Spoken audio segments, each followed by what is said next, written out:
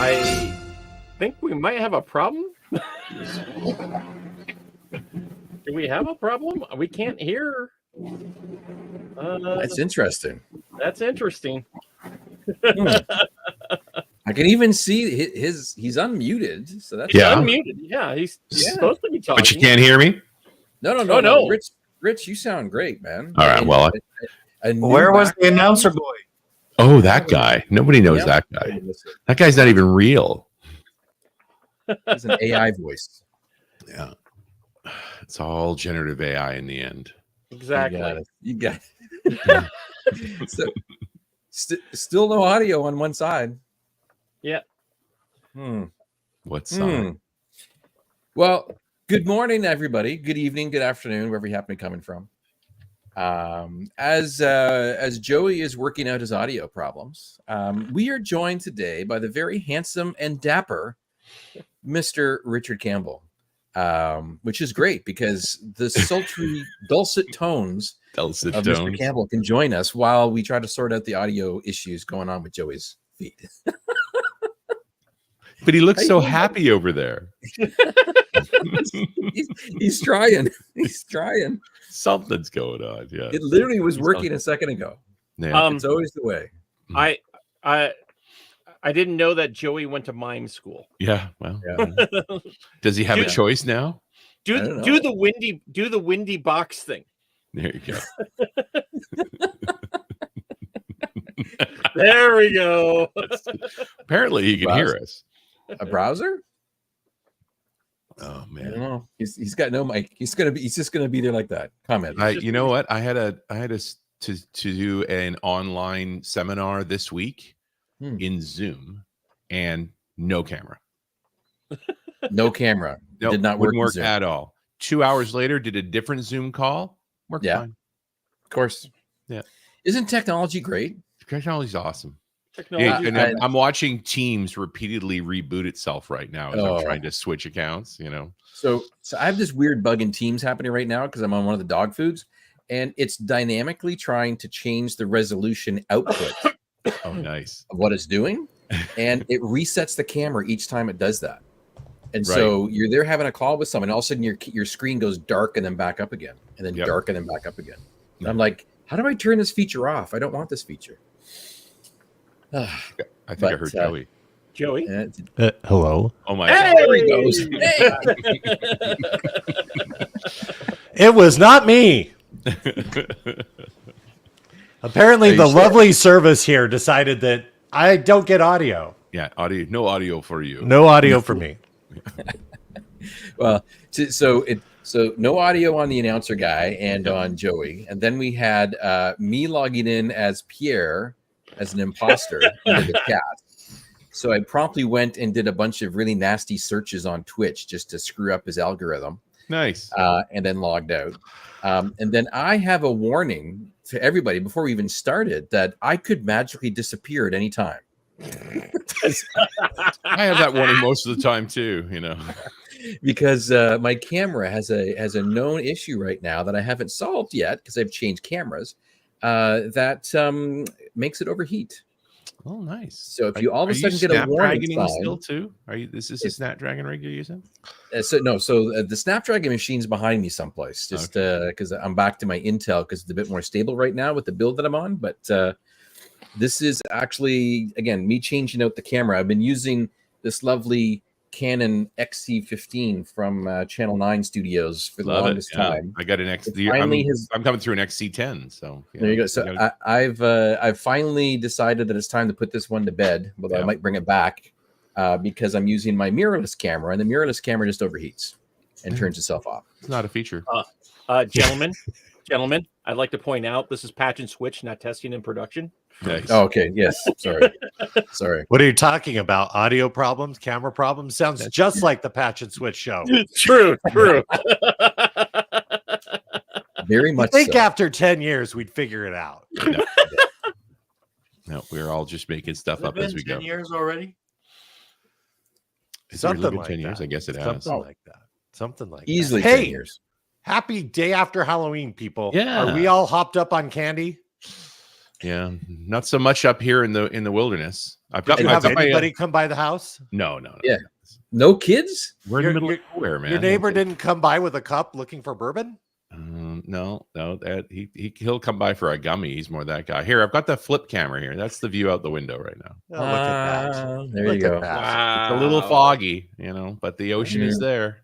Yep. So. We had we're in a new neighborhood for Halloween this time down where we're at, and we did a post to the Facebook group that basically said, "Hey, new in the neighborhoods, how many kids are going to come by? What's the load like?" and that sort of stuff.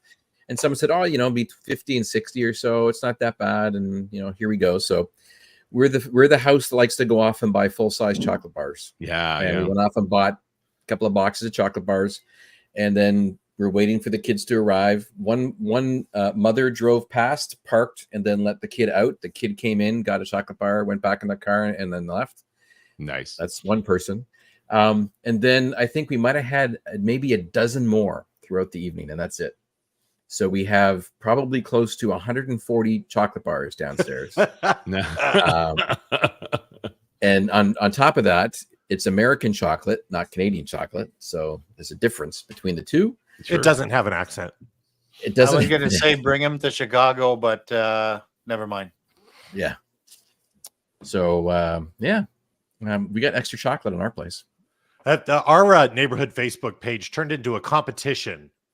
Oh yeah. What kind of amazing candies that they have. One person posted these large canisters of cotton candy. They're like, I see your full-size candy bars, and I go large canisters of cotton candy. Some with Play-Doh and toys. Nice. So it's a thing here, I guess. I'm like, yeah. Give me like the fun size bars. Look at me. Get yourself a little wicker basket and fill it with $100 bills. Here you go. I think that's coming next. I was expecting like poker chips from from the strip. Here you go. Somebody goes down to Harrah's and buys like $1,000 worth of $5 poker chips and throws them into the. Here you go, kid. Yeah. Don't put it all on one number. Yeah, put it on black 23. We should say good morning to all of our friends who have joined us. Yeah, please. Hello to Chaos 13, the alleged Wired Canuck, and Jay Shock. Vizzy MVP here as normal, as is Go Gadget 360. Aspen Forster is here. Let's see. Absolutely. Phil Schnabel is in the house. Did we say Kowski yet? Jan is here. Good morning and hello. And then good morning from Manhattan Beach, California's Crush Networks. Are you socked in with the marine layer this morning, Dave? That's what I want to know.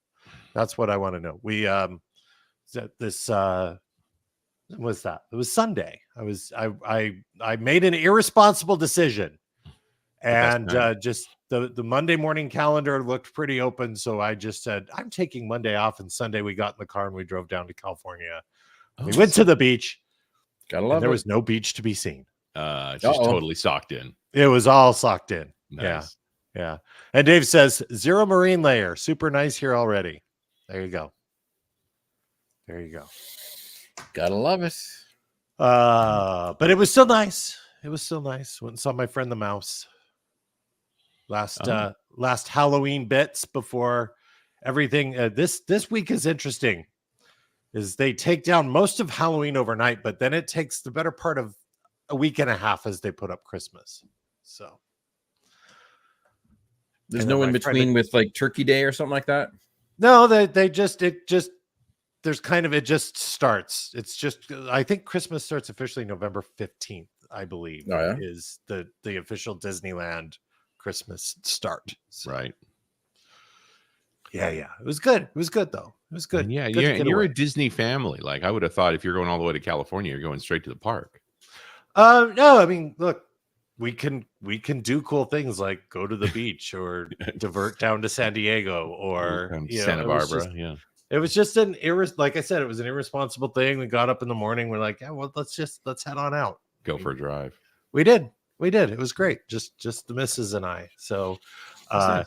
And then actually, she had a conference. So it was me doing the irresponsible thing. She had planned to be down there because she had a conference. I see. She was doing. But you did the driving. I did yes, that was exactly it. And then worked from the hotel on Tuesday, which was great. Other than there wasn't really anywhere nearby to pick up lunch. Because I kind of stay out kind of in Fullerton by the university, but there wasn't like somewhere like, oh, I only have a few minutes between calls. Let me just, so I run down out to the lobby and Cadobo. there's right? nothing there, right? Yeah. So I'm like, well, crap. Yeah, but then it's great after work's done. Oh, let's just roam over to the park and just wander in, and it was relatively quiet as well, given that they're doing Oogie Boogie Bash, which was of course crazy, but that's California Adventure. Right. Normally, I would figure Disneyland would be over full once they boot everybody out of California Adventure for Oogie Boogie Bash, and no, it was pretty quiet. 20-minute wait to get on Big Thunder Mountain Railroad. That's a good day. Good. All right. I walked right on to Rise of the Resistance on Monday. Oh, I think we just timed it just after it had reopened after a closure, because it was like wait time 10 minutes, which means you're basically walking right into the briefing with Ray. And right. It was great. Good times. How are you, Rich Campbell? I just got back from a 3-week run around Europe. I was in Spain and Portugal and Poland. And then this week is my only week home. I'm headed back out again on Monday. So I've been recording shows every day. Both of them. Trying to get ahead of things. Yeah. So it's like 3 run-ases. Did a streamed webinar with a broken camera, only for that particular incident. Windows Weekly is 3 hours long. Yeah. Couple of three .NET Rocks. And I've also been making a show on the side about consumer neuroscience. So I did a couple of those. It's just been everyday recording. And I just added another one when it's like, hey, why'd you do Patch and Switch? Yeah, I can do Patch and Switch. No, you just you were the one who reached out. You're like, hey, would you guys like to have No. I reached out to him to try and schedule him in. Because so we're on the calendaring. So Rich Campbell has a production crew of about 8 or 9 people, all of which who have sent us emails letting us know that the status of our annual visit to Run As Radio. Yes, and we're planning on doing recording, but then they're like, oh, Mr. Campbell is no longer available at this time. Would you be willing to reschedule? Got about 7 or 8 of those emails from different production people. The fact they call you Mr. Campbell, that's the best part. Yeah. Exactly. I'm running off on Monday. I'm doing a week in Tunisia and then a week in Lithuania. I've got a keynote and 2 different shows, so I'm gonna get back. We're gonna do our Christmas thing, and then I'm gonna lay down December. It'll be good. There you go.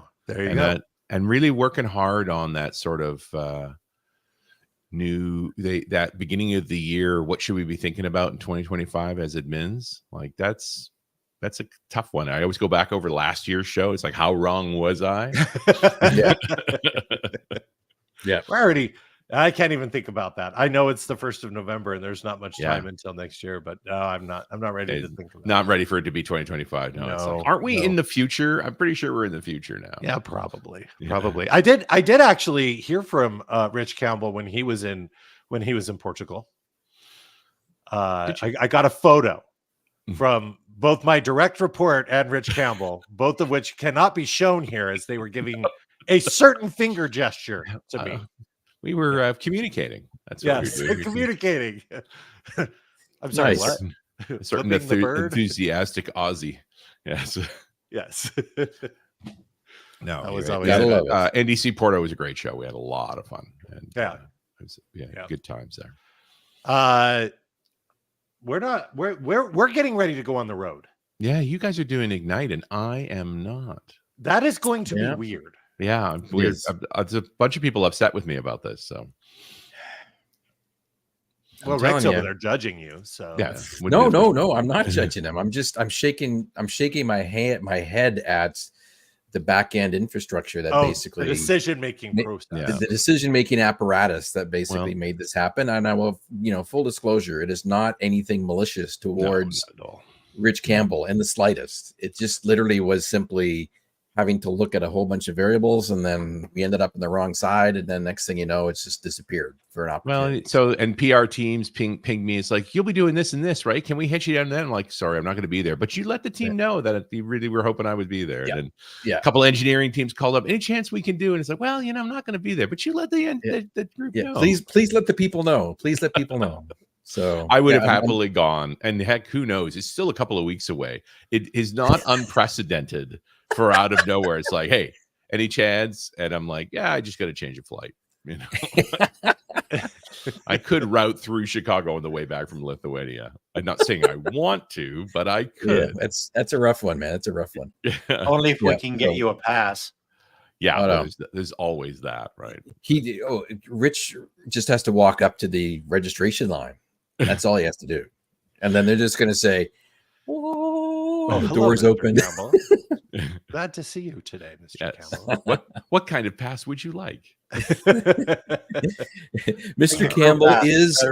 Campbell is a registration code. Sign up today for $200 off. Rich Campbell. And normally when I'm running that podcasting space, like I have a bunch of wristpads and things. So often there's folks who are like, I can't get in the show. It's like, oh, I can get you in the show. It's fine. Yeah, here you go. Yeah. Walk over. Here you go. Welcome in. There you go. Welcome. Let me hook you up. I know a guy. Wait, it's me. But I'm on the list. Are you? Yeah. Anyway, you know what? It's a new Ignite, right? A bunch of things to change, stuff flexing around. I think there's some new folks exercising their muscles to try and make a show the way they want to. And that's a lot of moving parts. I don't envy anybody trying to put on a show of that scale. I make a bunch of them. I know how much work that is. It's very, very difficult. So, good luck to them. It's going to be a lot of cool stuff going on. We can talk about some of it if you want, but the back end processes to make it all work is just at a certain fever pitch right now because we are 17 days away from when everything all opens. Well, I have all my run as is shot post Ignite, so I'm firmly in the NDA pool where we've nice. I've recorded shows that presume you are going to publish after, so it's like based on those announcements, here we go. Yeah. So very, I have that weird time shifting effect in my head where it's like there's NDAs and there's NDAs and they will kill you. You can't talk about that. And there's at least one of them I have in the can where it's like, you need to let me know you actually announced this, because if you don't, I will pull the show. Yeah. Yeah. It's on the bubble. Is there a black van in the street in front of your house now, Richard? The helicopters. It's always the helicopters. Always the helicopters. So let's go ahead and start the show. We'll kick off with our first segment of the program, From the Trenches, which is the things that we're doing from our day job, because it is very topical according to the conversation at hand. Mm-hmm. There's a question in chat, and I'm going to leave this to Rick to answer. Can anything be said about breakfast not being on the daily schedule? I wasn't aware of that. I didn't even look at the daily schedule. Maybe that's my bad. I need to build my schedule. No, there is no breakfast on the daily schedule. You are correct. There is I'm going to say light snacks and coffee and tea. Okay, there you go. But I will give you a tip that is part of that kind of stuff is keynote viewing stuff. They've actually got a really good setup in the food and beverage area. Should you not be able to make it inside the main keynote room? We're talking 25-foot screens hanging from the ceiling, 11 feet in the air. They will not let me patch in my Xbox prior to, just to try them out, to see how they would work. I'm trying to bribe the production crew, but Nicole's having none of it. So, that is a viewing option you can use for the keynote. And doors are open. Not permission. Yeah. As for forgiveness. You can get away with probably plugging an Xbox into like a presentation breakout room because you can access the HDMI connections and it should be easy, including audio out. But not the same thing for the production of the keynote. They're a little bit more strict, a little bit more security. That's not going to happen. But that's there. Phil Shaba says, what about swag? Go watch the video on demand of the last program. The past Patch and Switch show. That's all I'm going to say. Yeah. All I'm going to say. I have been, my calendar has been absolutely buried in 30-minute increments. It started Monday and it continues on. next week actually gets even worse as we're doing session review, wow. which is an opportunity for us to have a look at sessions and look at them and make sure that you know, that we're keeping our technical audience in mind, and giving lots of tips and tricks. So that's fun.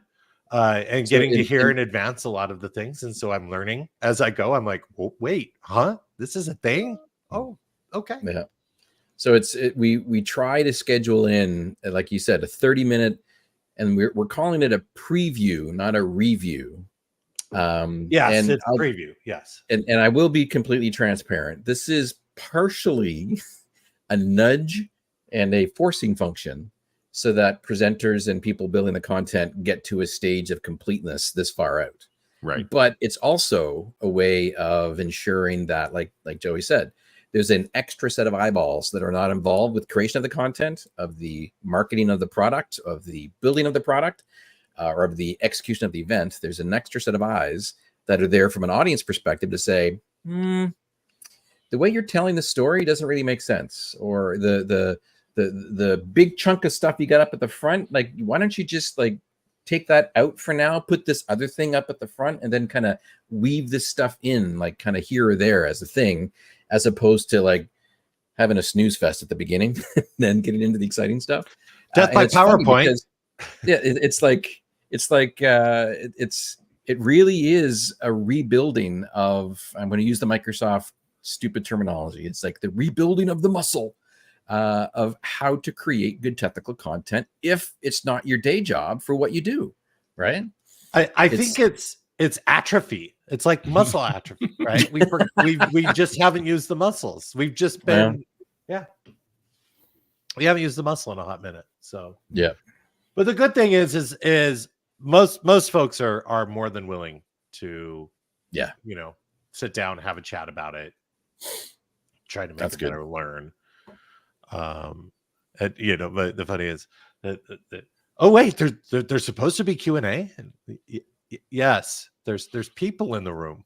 Yeah. They're like, they might. We haven't done Q&A in a while, and it's like, I know there haven't been people in a room in a while. Yeah, yeah.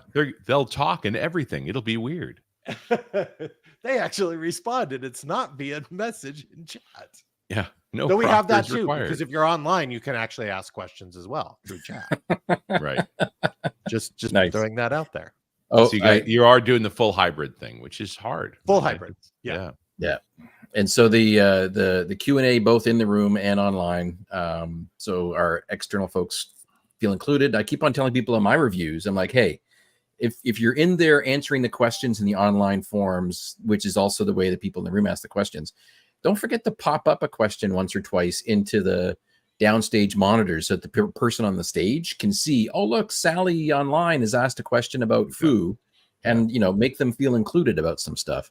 But yeah, no, it's a little crazy, and hard work too, right? Like it takes a lot to get to not interrupt the flow and also add to the overall story.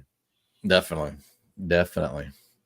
I will call out just because I just saw this in the chat. Crush Networks.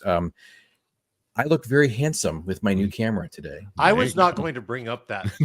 We were hoping it was going to scroll off. I think. No, I see it, and of course you don't need any more. Crush Networks comes back and says, "Oh yeah, he's Canadian," and then she says, "Oh yeah, well, that explains. There you go. That explains it. That explains it." The number of times I've had to just apologize by saying he's Canadian. Yeah, nice. What's wrong with that? It started questionably my day job, but this property, we've only been living here a year, so the change is starting to happen. But I have been building a antenna mast down by the pump house. Ooh. And haven't got the fiber optic cable back to it quite yet, but we have a piece of conduit in place, so that's next. But I have a bunch of cool stuff on order for it. I'm going to put in an ADS-B antenna, so tracking aircraft, and an AIS antenna for tracking marine traffic, as well as big old ubiquity directional Wi-Fi blast to go all the way down the beach. Yeah. You will have Wi-Fi this way. And I'm building out an instrumented bat box. So we have a lot of little brown bats around here. and they're often in my eaves. And so I've got a bat box that I'm going to put on the post, and I've got a capsule camera that'll fit inside it. It's pure infrared, so we can see them in the dark. Plus a humidity temperature sensor, because I've been reading about brown bats, and I want to get the conditions ideal for them, because those little buggers eat a lot of mosquitoes. They are my friends. Yeah. And I literally each evening, just as the sun goes down, when suddenly the bats all come out, I cheer. It's like bat time. Yay. Now, with the directional antenna and also with the community control for the brown bats, you're probably going to be breeding like a super uber org of a bat now, because they're going to have the ideal conditions. And likewise as well, people that are on the beach with that strength of Wi-Fi signal will get a tan, regardless if it's overcast.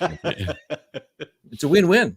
Well, and all those things are throttled for being in cities, and I am in the middle of nowhere. So, the islands, the Texas Islands, only about 5 kilometers away. I think I could probably get a good signal over there. At least 3 bars. That could work. Yeah. What's the distance on the ferry boat coming in that you can pick up Rich Campbell's Wi-Fi signal? That's what I want to know. Like, you round the corner at Gambier and hey, I found this Wi-Fi access point called RunAs. What is that? What is that? Can I access this? What's the password? But I'm trying to unify the internet connection across the whole property. It's 2.5 acres, and so bit by bit, I'm putting underground cable. Unify. Yes. Unify. With Ubiquity.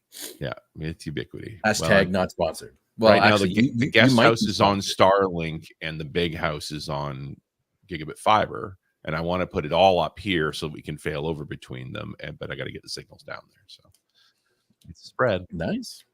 So are you climbing up? Are you climbing up as you build the antenna mast, like one section at a time, putting it on, bolting it down? It's a 5 meter 4x4 wooden post. Oh, I figure you sticking up a big metal thing in lightning country is stupid. I just thought you'd point a camera at it and go at it. Like, I mean, there will be a camera on it because it overlooks the pond, and that's always good. The bear usually, after he eats all my apples, drops by and sleeps by the pond. So, and then it's usually where the otters show up, and once in a while the eagle comes and takes a bath in the pond. So it's always good footage there. Man. Definitely need some camera work for that one there. Yeah, exactly. No, I've got some good clips already. Like, that's why I know all those critters are going through there. But nice thing going wired down to the pump house now will be 4K, full res, right? Like HDR, because I can handle the bandwidth if it's sitting on wire. Now, is the boathouse heated, and do you have a space in there and a studio and everything else like that? No, is that going in? Or? Well, the boathouse is a guest house. Like, that's where you'd be staying if you come visit, right? The pump house is a little cinder. That was an offer. Make a note. Make a note right there. Yeah. That's an offer. Patch and switch on the water, right? You got it. Yeah. No. The only wildlife I have here are the neighbors on their evening walk over to the local grocery store, where you can sit at the bar and then drop some quarters into the slot machine. So nice. Yeah, they head off about 4 o'clock, come back about 7 or 8, swaying. I can confirm that now that I've finally visited. Yes, you can. It's the weirdest experience of going into a QFC or into like a shopping place, and then there is a bar with the little stanchions around it that you can go to in the center. Both Pierre and I were down there the other weekend for the show. Actually, we did a show on his kitchen table, and the fact that you can sit there and have a drink, and then at the same time you can just look over to the side and you can see the meat department and the seafood department just over the bakery corner. Yeah, the bakery there, and of course the cheese. We based have on which direction the general air currents are blowing in that particular area, you get the nice smell of the bakery or the very interesting smell of the seafood coming seafood department. One or the other. But hey, at $2 or $3 a pint, you really can't. No, it's cheap. Hard to be unhappy. It's cheap. It's nice, and it's good. It's good craft beer. So yeah. Second segment of the show. Well, hang on a second. Are you done? Were you only doing reviews and that's it for work this week yourself? I kind of imagine Ignite's consuming all things. The calendar invites. My calendar's not that full. I just don't know what you're Imagine that. It's called delegation. Nice. Delegation. That has been the vast majority. I mean, obviously, it's also tis the season as we start moving into another period, another planning period has completed. So we move into, doing all that. Okay, here's the plan. Here's the adjusted KRs, and we move into the next Right. cycle of execution. So obviously a little bit of that, but no, the most of my life has been around the event that's happening in 17 days in Chicago.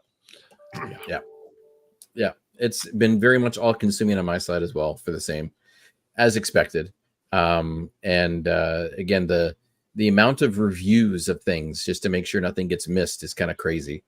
I would love sometime to sit down and find out how other people do events and see just what's involved, and if there's a similar level of fervor or if it's completely different or whatever. But that shall remain. That shall remain. Rich says it's pretty different. Pretty different. Yeah, for sure. Would it still be that different though if you like tripled the number of folks you had coming in? We got, our next show is the Fabric Community Conference at the end of March, and that's going to be 8,000 people. Like that's a big show. That's something. That's 100. That's 120 speakers. It's 20 sessions wide. Like it's a big show. It's a lot of moving parts. But I don't think we press on the content as hard as you folks do. Yeah, because we tend not to be announcing new things so much as it's more. I mean, there's certainly a side where the Fabric team isn't talking about the latest, and then I have the MVPs and industry experts that are more about here's how we've applied various parts of Fabric in the field. It's kind of the architecture of how we put a show like that together. Where are you doing the Fabric show? MGM Grand.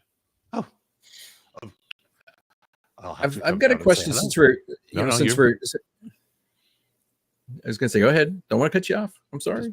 Just going to have sushi with my friend Joey as usual. Damn it! I'm not there. Damn it! It's a short flight, Rick. Yeah, I know. Short flight. I am curious though for an event that size. How do you do session evaluation and call for contents?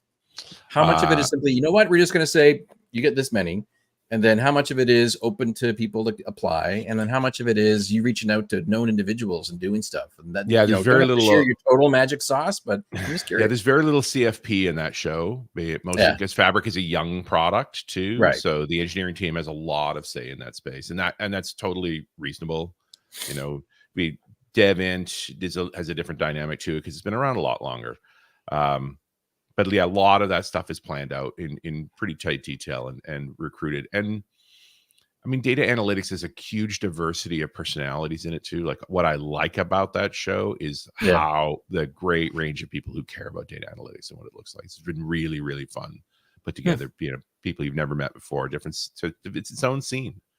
And Fabric has really bumped up the conversation about analytics. Like really doing stuff right in the cloud, it's just democratized. These used to be these massive investments to do OLAP cubes and the like, and now it's a set of switches in Azure, and you're up and running in a few days. You can have a POC in 2 weeks, and if you're not happy with it, shut it off, and you spend a couple of $100. Yeah, right. I did this the old way where we spent 2 years analyzing the potential of the thing, then ordering, a 2 comma number worth of equipment, 3 years to set it up. And then you find out if you're right. This is better in every way. Nice. You have a data science section. You have the data scientists. Do you have customized lab coats for when they come in to the show? Yeah, we don't go get it quite that crazy actually, but some good parties in the evenings. Oh, nice. Nice. All right. Well, what were we doing? Oh, we were talking about the next segment of the show. You got it. You can flip over now. Which is Beer Money, the support that we do for our friends, families, cousins, uncles, sisters. Labrador on the third side. I have very minimal beer money support happening right now. For some reason, I think it's because everybody's in full swing. We've got I've got both kids doing university, so full homework, everything happening all the time. So everything's online and all functional. My microphone, not so much. So Yeah. Yeah, you might need some personal beer nothing money to on that. do with anything that I did. So Yeah, mine's been more of a privacy conversation. So the younger daughter, who's 29, is pregnant. First grandchild's coming in March. well, congratulations. Thank Wow. you. Now, they didn't have a lot. Congratulations. So, but the conversation has been, how visible is this going to be? On, you know, what's going to be online, what's not? What do you want to talk about? What don't you want to talk about? That kind of thing. And sort of outlining a communications profile to the family. It's like, this is what's appropriate. And one of the conversations was, listen, I make a bunch of podcasts. I'm not sure about if you know this about me. You might know something about this. So she's like, what are you willing to let me sit? What's appropriate? Here's what we can expect that's going to come out one way or the other. So Right. And so we're trying to keep that fairly neutral. But I saw we got the first ultrasounds. It's a girl. Oh wow, And, we've gone that far now. Yeah, that's how far along we are. That's one of the things is we waited until very far along. So, yes, of course. So, awesome. Yes, we're very excited. And so what is their digital strategy for archiving the development of said child? They're mostly keeping it offline. Like they really they're not big online people anyway. So and they're from a different generation. So it's a offline, in-home only, multi-redundant NAS storage device that they can go and offload their videos and pictures to locally, only for the family, accessible by VPN. They've got a backup stash here with me. They've got their own Synology, and we're using just purely messenger groups for sharing stuff. Yeah, nice, because they're encrypted end to end. There you go. That's what they tell me. I mentioned that one there because I've been playing around my beer money with the Synology updated version of Photos that they have. Oh yeah, which has a mobile client for both Android and iOS, obviously. Plus, it has local storage inside the NAS only, and then your devices are able to go and offload and into that particular NAS, besides going to the iCloud or Google Photos, whatever happens to be. And then locally on that box, it's able to go in and build your dynamic albums if you wanted to, sort by date, sort by times, and stuff like that. They're able to do stuff, and it obviously also works with existing repositories of files as well, pictures as well. So I've rediscovered a crap ton, a metric Canadian crap ton of photos that have been locked away inside of my generic file storage because I don't have it up inside of the cloud environments to be able to find a whole bunch of stuff. It does seem to be the wave right now, actually. If we, as much as I think Web3 is a joke, it is this idea of decentralization of, you know what, your own storage is okay. And you can use a web proxy to make it reliable to get to, and you can make it redundant. And so, the NAS space, it absolutely is interesting.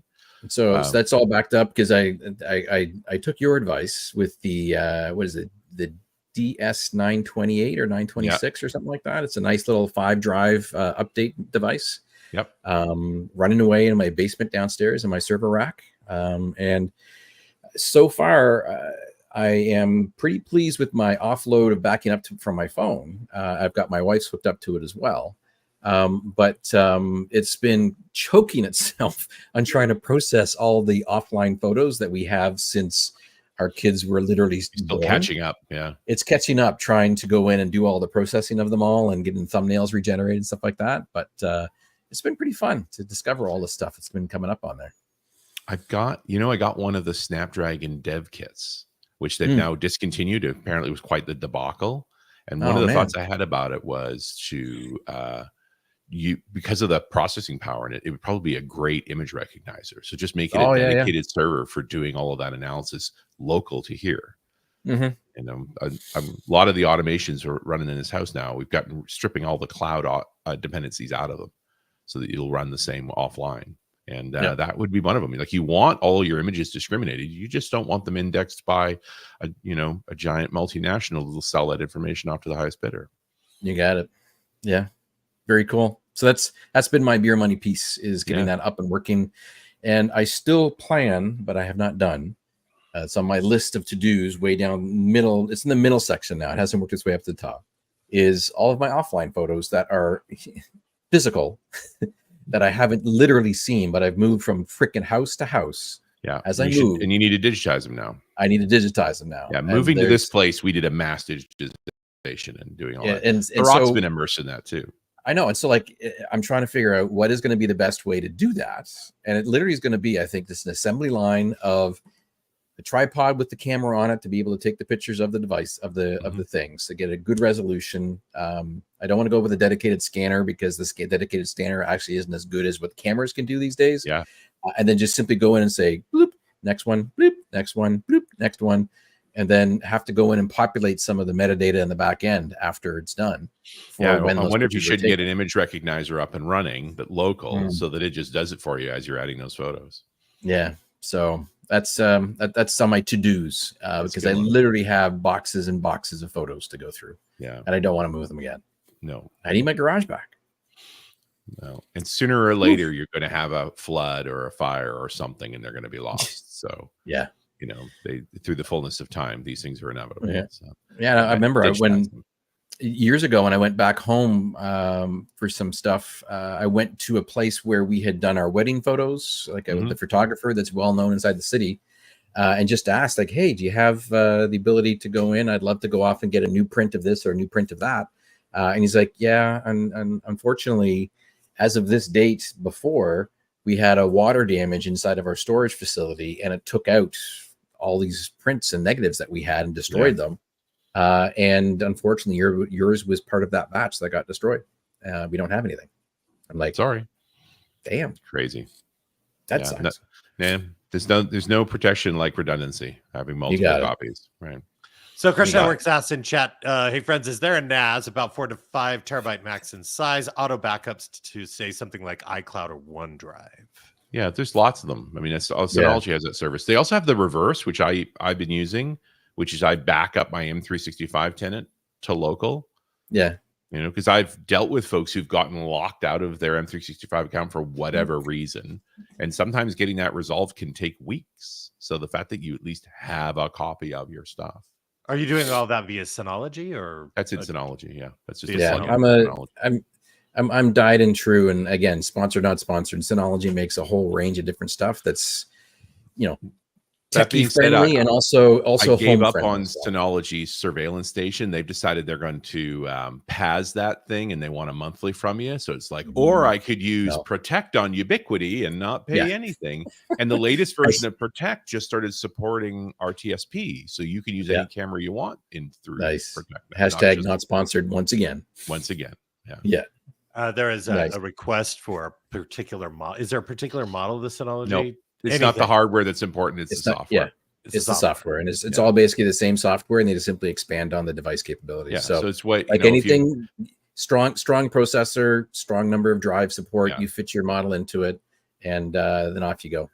Yeah, and then just head on over and check out what fits your particular budget and scenario. And I've de-rackified myself, you know, after selling the house in the city, I've gone all wall mount on things. And so I got a little 4-bay that I literally built a shelf that fits it exactly up high under the stairs. So, and then everything else is cleated to the wall and so forth. I've done my rack time. It's over for me. I don't need, and funny, if you look at the lineup that Ubiquity is making lately, they're doing a lot of nice cleat mount hardware. So I still have a good view of my blinky lights when I walk into the space under my stairs. But I don't have, you know, and your zen comes over you, your calmness. You know, if I can see, as long as I can see my blinky lights, you know, I'm good. Yes, you know it's good. You know it's good. All I need.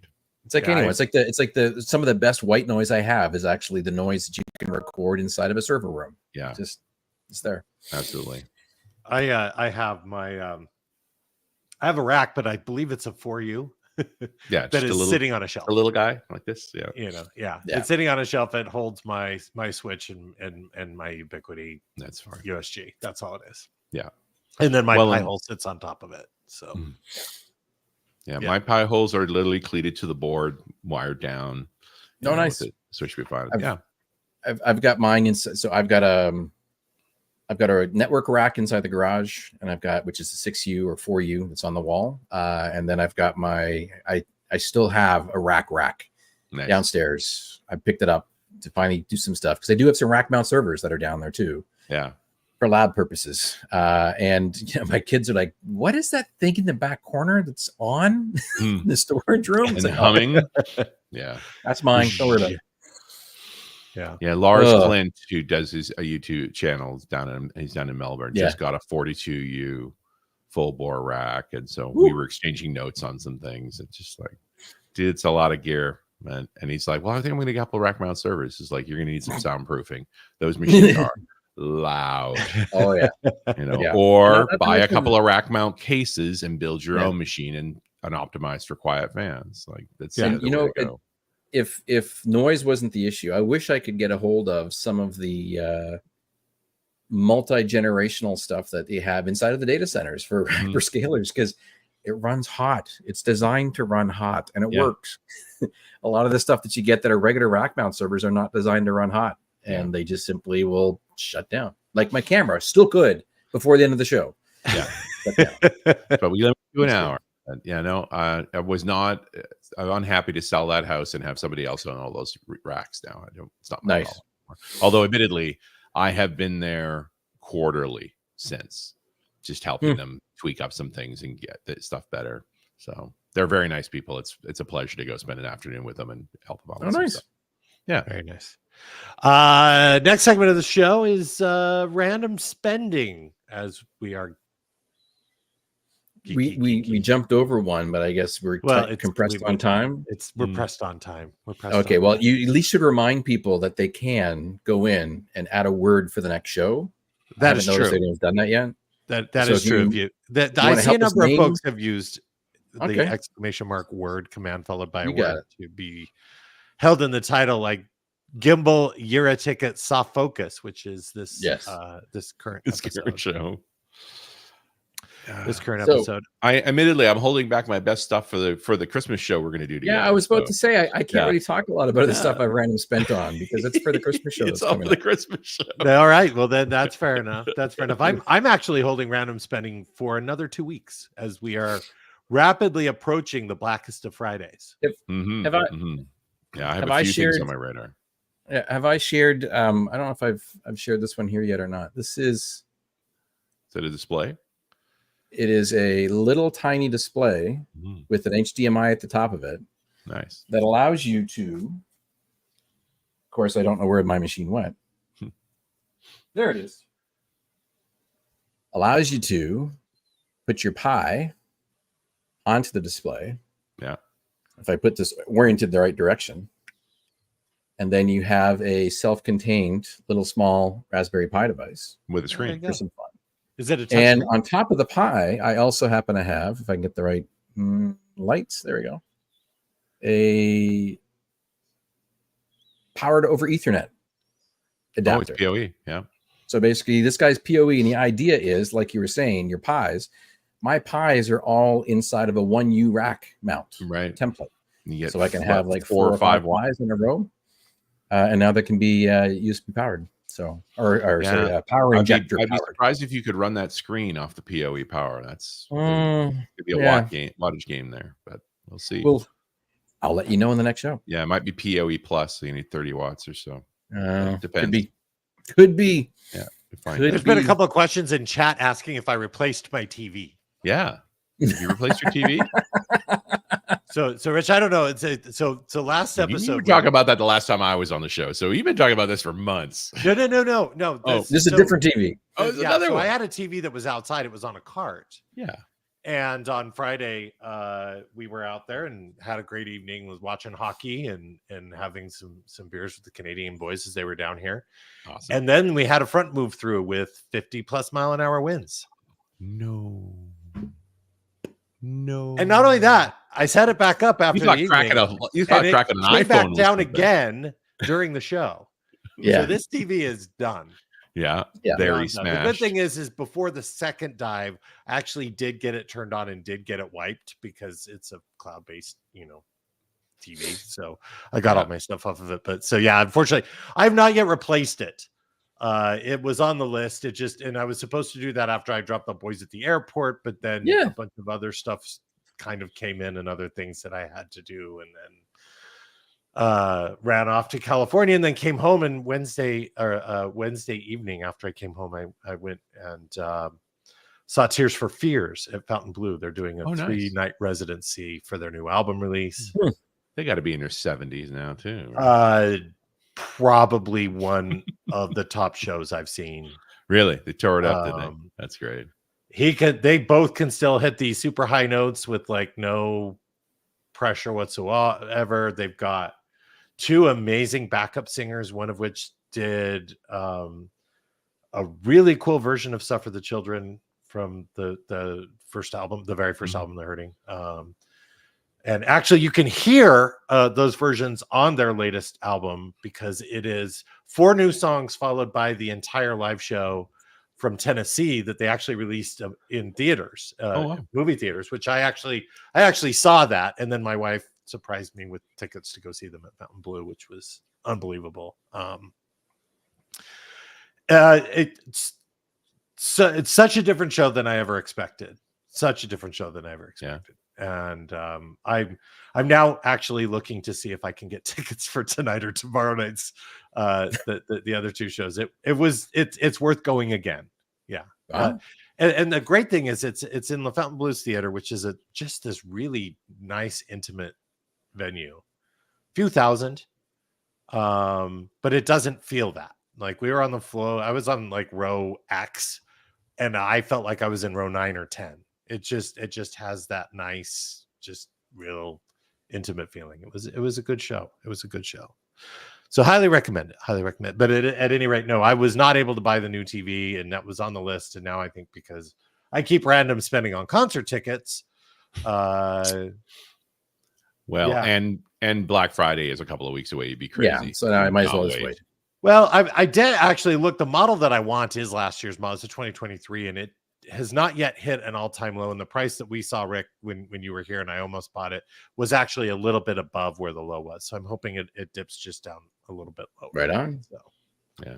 We were trying to convince him that, or more so his financial advisor, that it was okay to go for a 105-inch TV in the house. And then you could take the 85-inch TV in the house and put that outside. Because that won't be affected by wind at all. And then she finally came back and she said, this is the absolute limit of how big it can be because of the buffer on the sides of the wall. Otherwise, you have to make the wall bigger to be able to do it.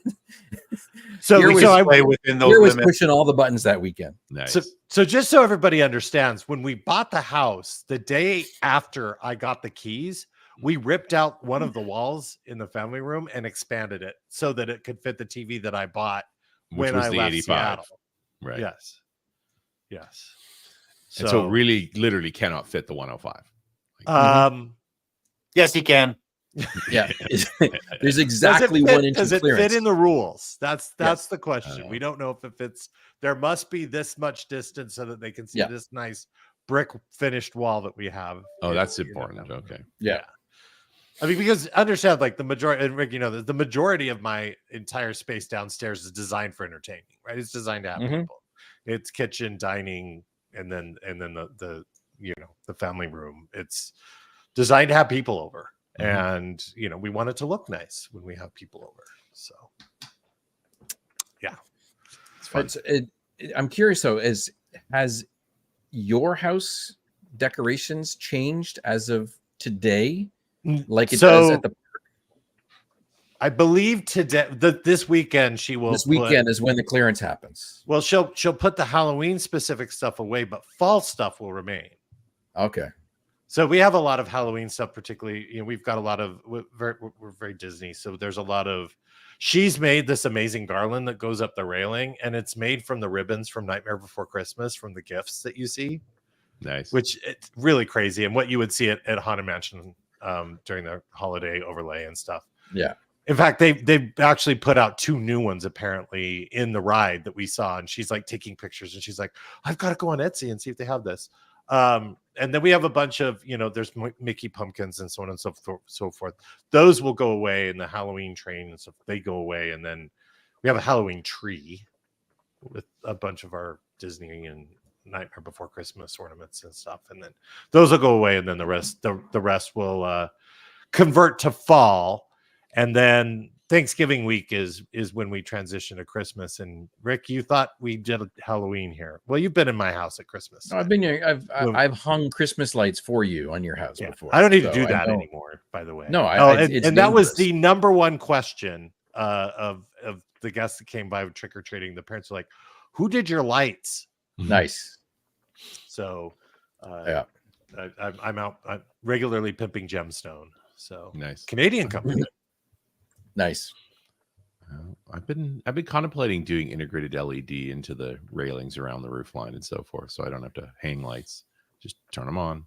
This is what I love, and I can switch it. So they have all the lights were purple, and then it looked like there was this line of black that ran through, like it was bats flying in front. That's kind of what it looked, especially because it angles against the house. So that's what we had turned on for Halloween. But then tonight it'll just go back to my normal, landscaping, architectural lighting, and then week of Thanksgiving we'll probably do some Thanksgiving themed orange and yellows, and then Christmas comes on, and I currently have a plan to do my own custom Christmas pattern. So I'm going out there and designing my spreadsheet, creating certain zones.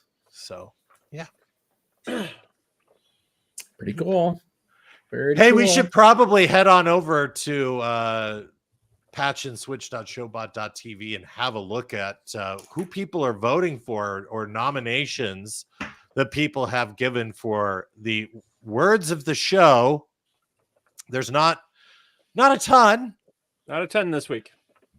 We have He's Canadian Bacon, Richwood, Grandpa, Blinky Lights, Rack Mounted, Holiday Lights as a Service, Rick falling off a ladder.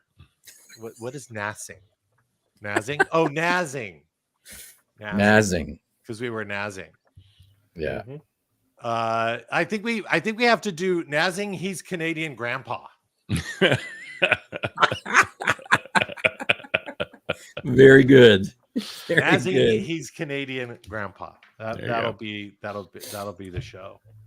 Hey, Rich Campbell. Yeah. Since you're here and nobody knows who you are, you should probably pimp out who you are and where people can go here and see more of you. Well, you'll find me on Run As Radio, where I've been doing a weekly there since April of 2007. Haven't missed a Wednesday. And .NET Rocks has been going since 2002, so it predates the word podcast by a couple of years. And Windows Weekly every Wednesday, 11 a.m. Pacific time. I'm hanging with Paul Thurrott and Leo Laporte. Please send my best to Paul when you chat with him again. It's been a hot minute since I've been able to see him. Is Paul going to be at Ignite? Paul will be at Ignite as press. There you go. I think. Yeah. Very good. And then the conferences are Dev Intersection, the Next Gen AI show, the Fabric Community Conference, the M365 Teams Conference, and the Power Platform Conference. Is everything now here in Vegas, or are you still doing the Orlando show? We do some in Orlando and some in Vegas. There you go. But the lean has been mostly in Vegas because Florida's been problematic lately. Yeah. I'm hoping that changes. I'm hoping that changes in the next few months. But hurricanes too. Yeah, hurricanes are problematic. Yeah. Apparently, there's a significant chance of development in the next week for at least two storms down that way. Yeah. Wow. The season normally ends in November, but December technically. But don't quote me because things are getting weird. You're lighting up substantial hurricanes in the Caribbean. They're supposed to come from West Africa. Like that's not normal.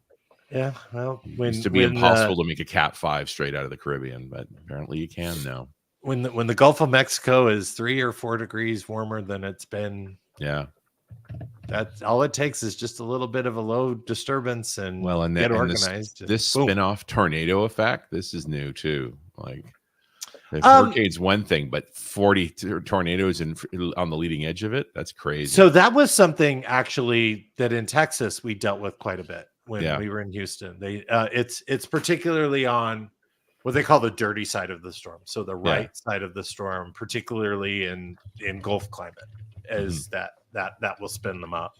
Though that I was watching because I'll turn on the weather YouTubers when a storm hits and they've got storm chasers, and it's just an interesting thing. And then they had actually transitioned for a good 3 or 4 hours away from an impending hurricane landing to cover all the tornadoes that were spinning up across.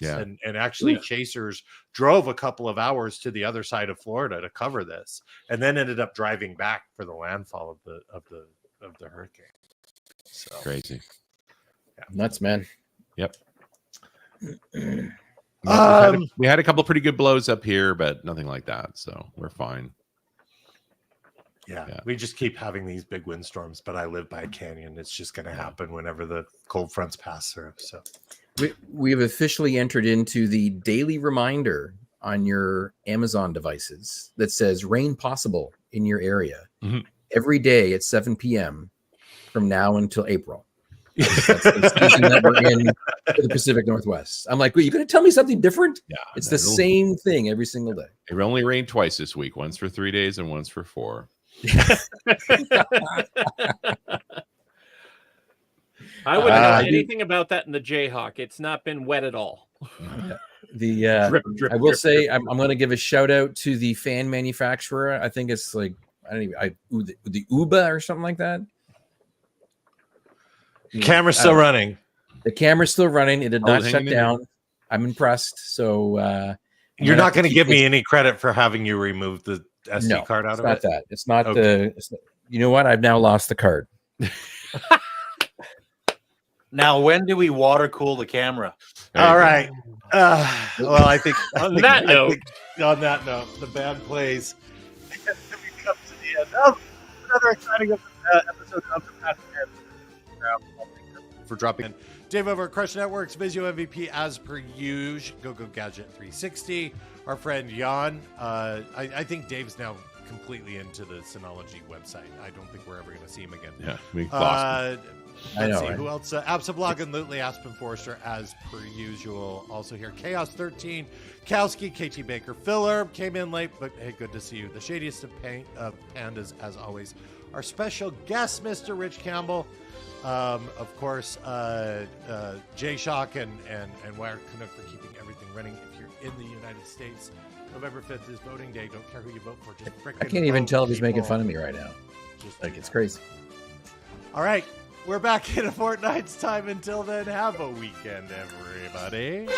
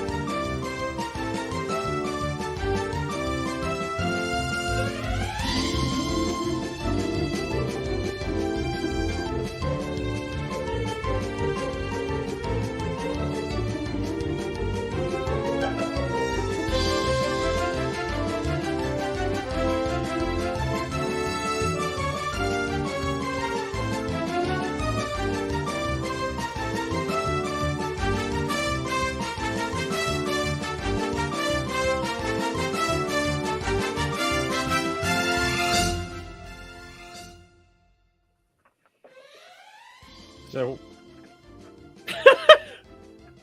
I'm hearing the theme song yet again. Really? Funny when the song starts, Joey's voice goes down. Exactly. Oh no, yeah, it blew up. That was really weird. It was all warpy. Oh well. It's not like we don't have audio issues on this podcast ever. Ever. I think we need to send our technicians off to try this out again, testing in production, and do a reboot.